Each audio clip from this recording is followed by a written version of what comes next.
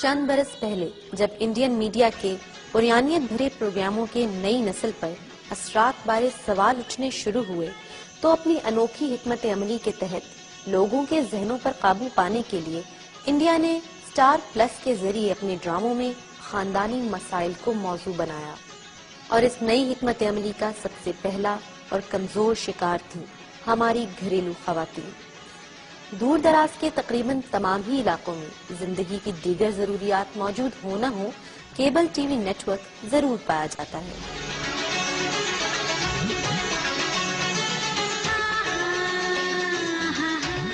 یہ گھرانہ بھی انہی میں سے ایک ہے، آئیے آپ کو ان سے ملواتے ہیں۔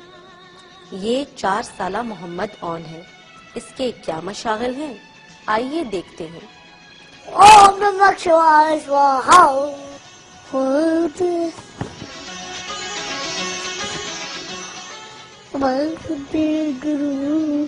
پنڈت والا مون، پنڈت خزانہ کھولو، چندر منتر بولو، خزانے کا دروازہ کھولو۔ ٹھیک، پھر میں نے دیکھا کہ گوڈاؤن میں کھوپڑی پڑی ہوئی ہے، مجھے اس خزانے کی تلاش ہے۔ کس خزانے کی؟ میں کنٹینا بتاؤں کیسے، مل رہی نہیں ہے۔ 3 سے 5 سال کے عرصے پر طول پکڑتے ان ڈراموں کا موضوع ہمیشہ خاندانی مسائل پر مبنی ہوتا ہے، جن میں قتل، رشتوں میں نفرت، ناجائز تعلقات، ساس بہو کے لڑائی جھگڑے اور ناجائز اولاد سر فہرست ہے۔ تاہم اس گھر کے بچوں کا ماننا ہے کہ اسٹار پلس کے ڈرامے ان کے لیے سبق آموز ہوتے ہیں۔ کیسے؟ آئیے سنتے ہیں۔ کوئی ڈرامے ہوتے ہیں جن سے ہمیں سبق ملتا ہے، اور کوئی ڈرامے ہوتے ہیں جن سے ہم ہوتی ہے پرابلم سالو کر سکتے ہیں۔ اکثر والے ڈرامے سے کہ ہمیں اپنے گھر کو کس طرح جوڑ کے رکھنا چاہیے، ہمیں ان کے بیچ میں دراریں نہیں پڑنی چاہیے۔ گھر کی خاتون خانہ اس بات سے انتہائی مطمئن ہے کہ ان کے بچے وقت سے پہلے ہی بہت کچھ جان گئے ہیں۔ ماں جی، آپ کا بچہ ہونے والا ہے۔ پہلے تو یہ تھا کہ بچوں کو شک رہتا تھا کہ ہم لوگوں کو یہ باتیں نہیں پتا، شاید پتا ہو بعد میں پتہ چلیں گی، لیکن یہ کہ اب بچوں کو پتہ چل گیا۔ اب شاید مجھے نہیں لگتا کہ اس سے کوئی خرابی ہوگی شاید۔ یہ تو صرف ایک گھرانہ ہے، ہمارے معاشرے میں اسٹار پلس کے پاگل پن پر مبنی ایسی بے شمار مثالیں موجود ہیں۔ ستارے والے اس چینل کے پروگرام اب خطرناک حد تک ہماری عوام میں سرایت کر چکے ہیں۔ تفریح کے نام پر 6 بجے سے لے کر 11 بجے تک خواتین اپنی گھریلو ذمہ داریوں کو نظر انداز کرتے ہوئے گھر کے ماحول کو خراب کرنے کا باعث بن رہی ہیں۔ اسی لیے پاپا باہر رہتے ہیں زیادہ ٹائم، کیونکہ ماما ہر وقت ٹی وی دیکھتی رہتی ہے، نہ انہیں کھانا دیتی ہے نہ کچھ کرتی ہے۔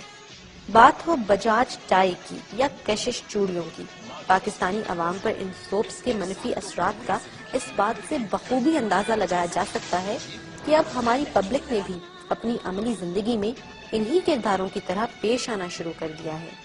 دیکھی تھی فلم جو کرش آئی تھی ریتک روشن کی، ان سے ہم پیسہ ڈھونڈا ہے۔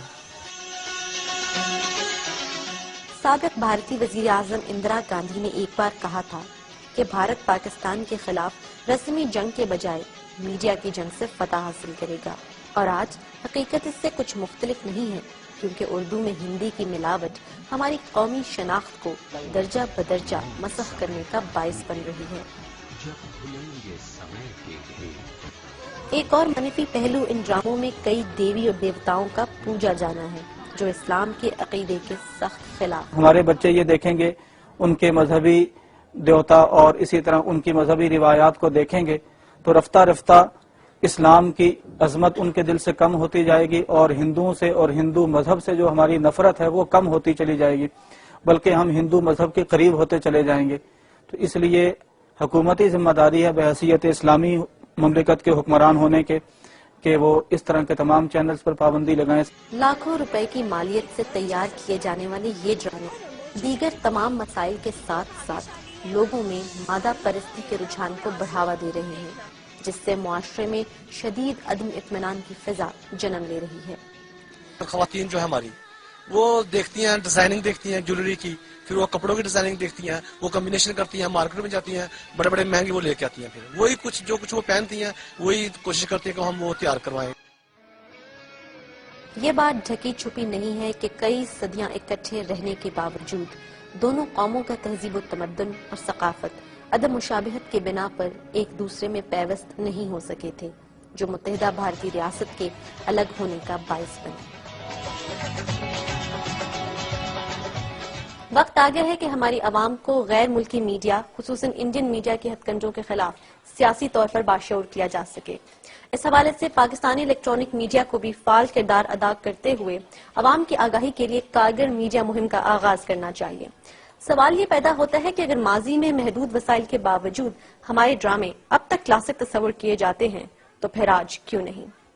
کیمرہ مین ایاز طارق کے ساتھ معروف قریشی، نیوز 1، اسلام آباد۔